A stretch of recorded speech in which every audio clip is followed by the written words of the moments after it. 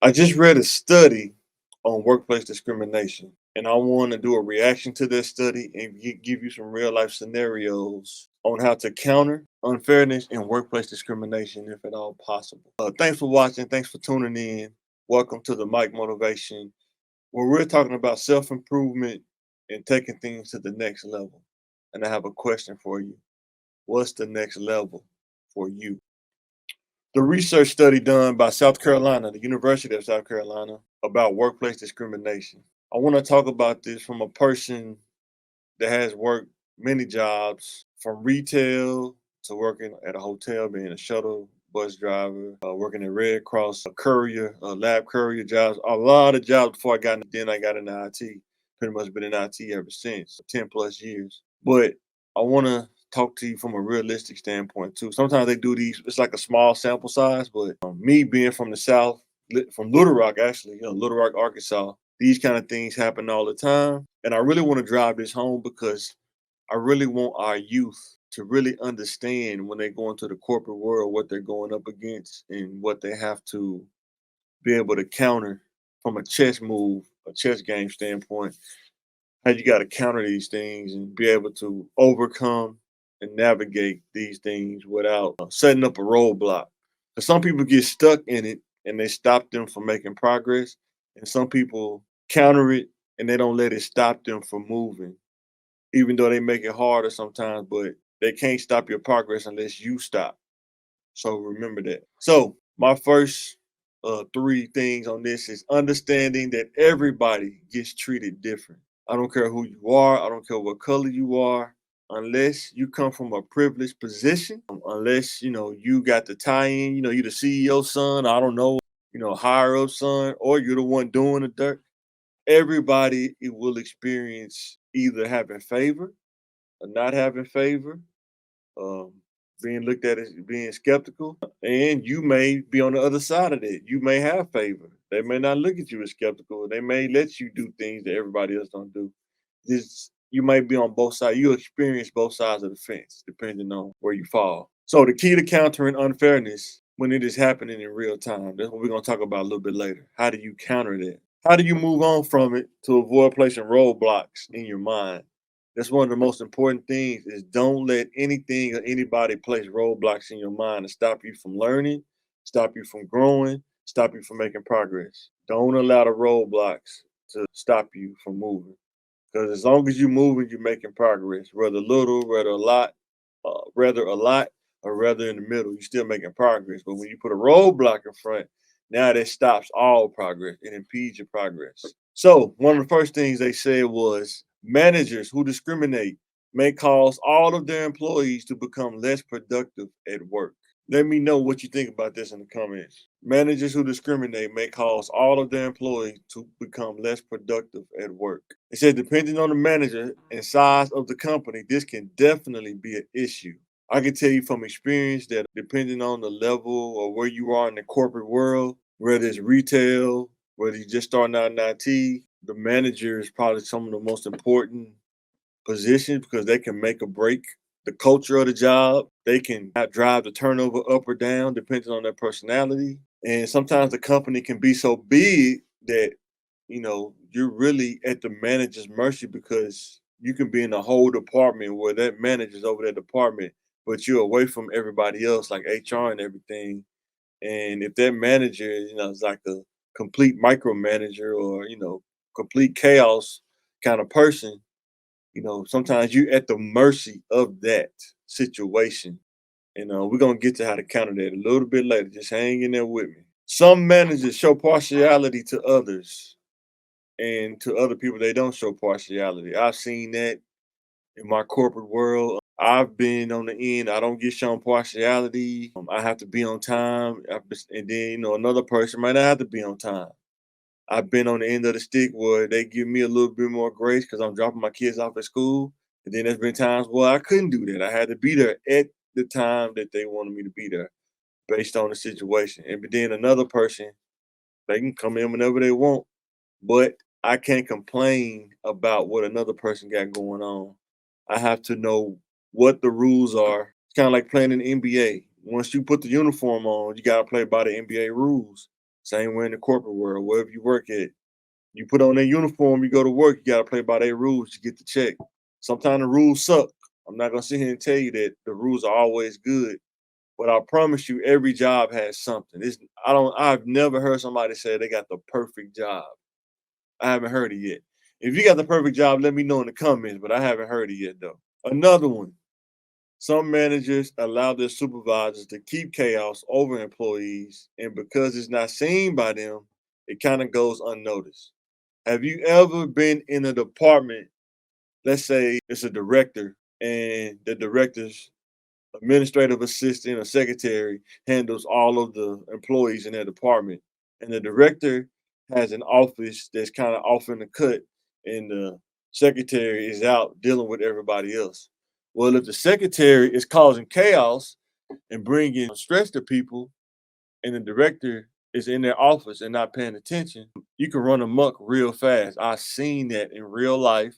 That and I would always tell the people, I don't think it's the your supervisor. I think it's the director because they the one that's employing the supervisor.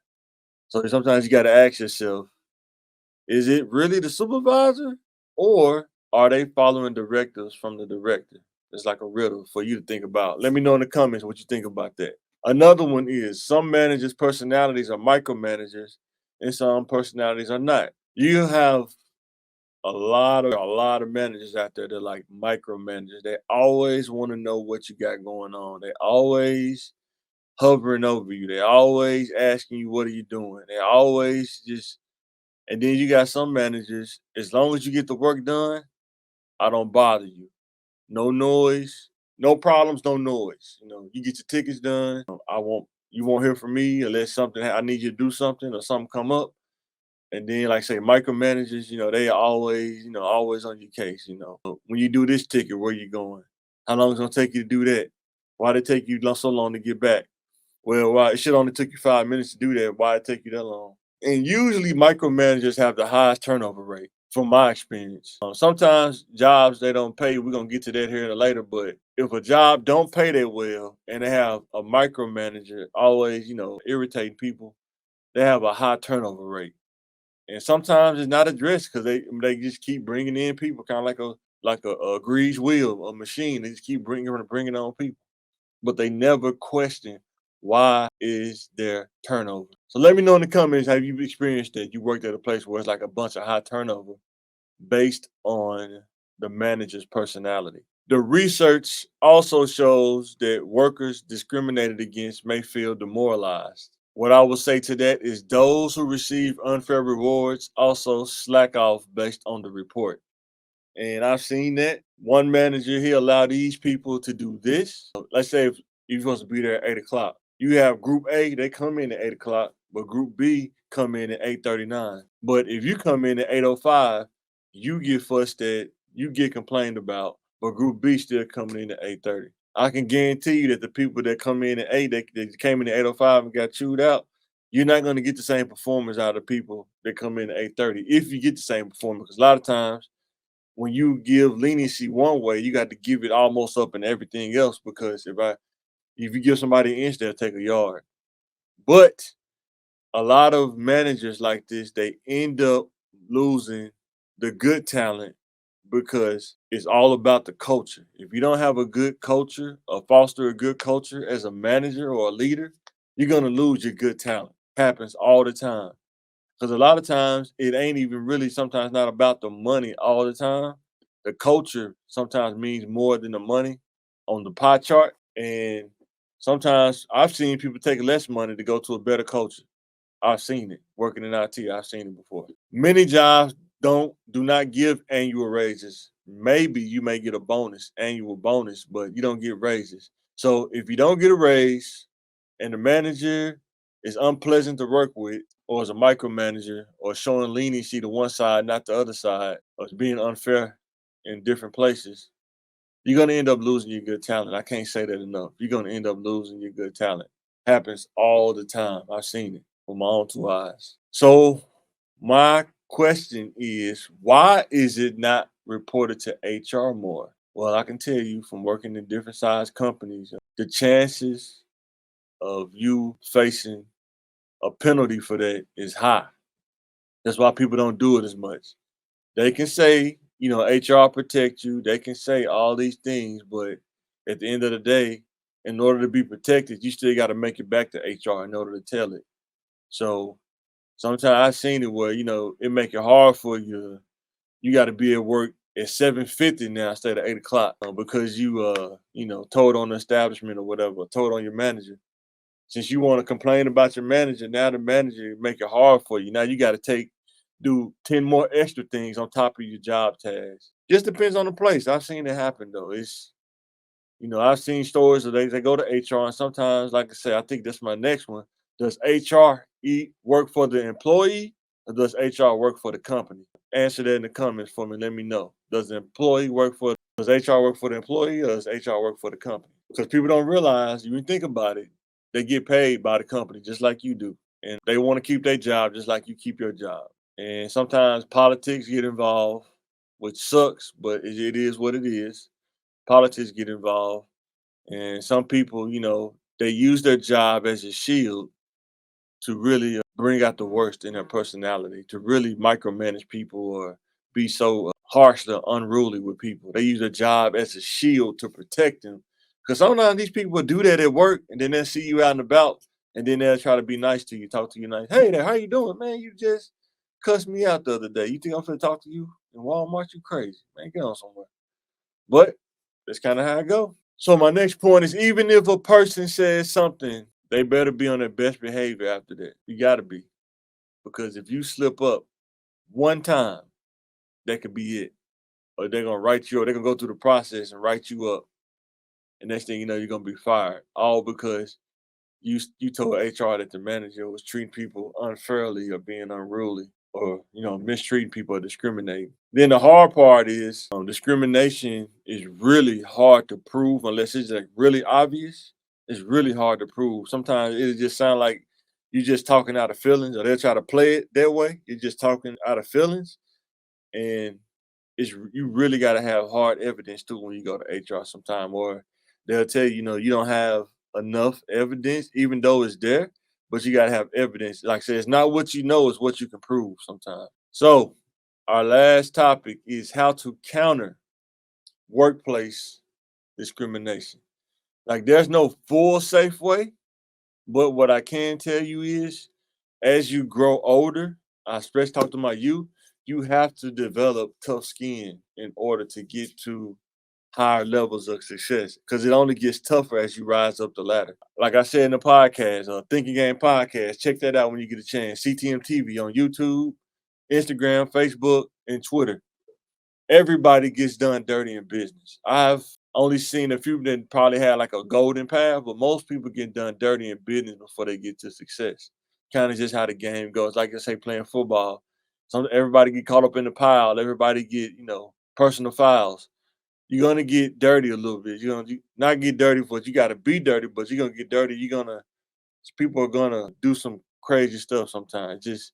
But if you develop tough skin, I promise you, you can endure the unfairness. So my first point is, no matter where you go, there will always be unfairness or a person that has more favor than you in the corporate world.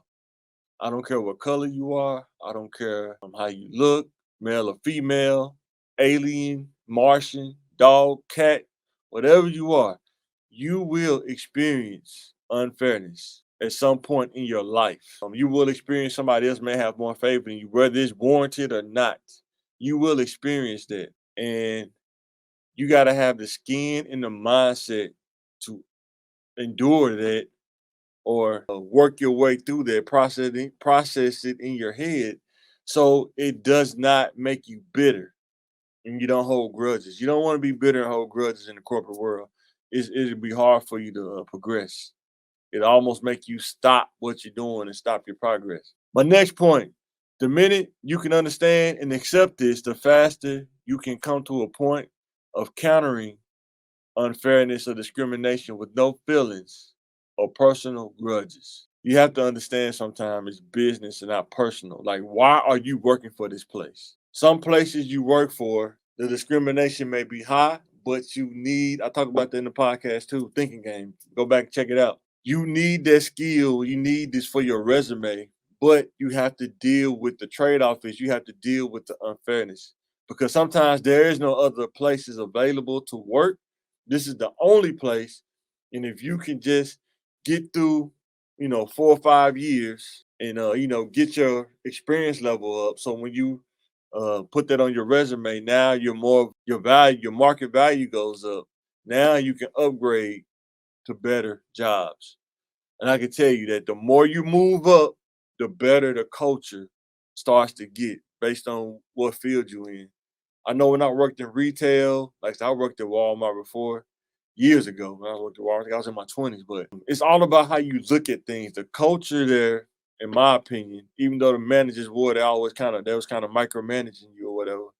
But if you just act like you was working, stayed out the way, because they had cameras everywhere in Walmart. But if you just stayed out the way, act like you working. I worked in the men's department, so I just act like I was folding clothes. Was I folding clothes? Probably not.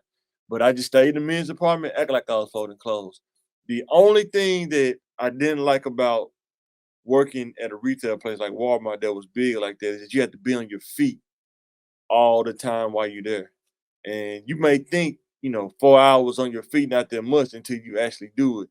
And now you feel like your back want to jump out your body because all of that is hurting. You can't find no shoes comfortable enough after 3 hours of being on your feet.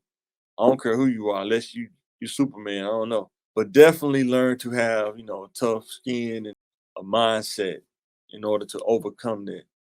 Third point, sometimes you have to allow a person to show you who they are, to allow them to show you their playbook. Now, this is a tough one because you really gotta be able to have tough skin to be able to see how this person operates, so you can know how to counter it. It's kind of like playing sports.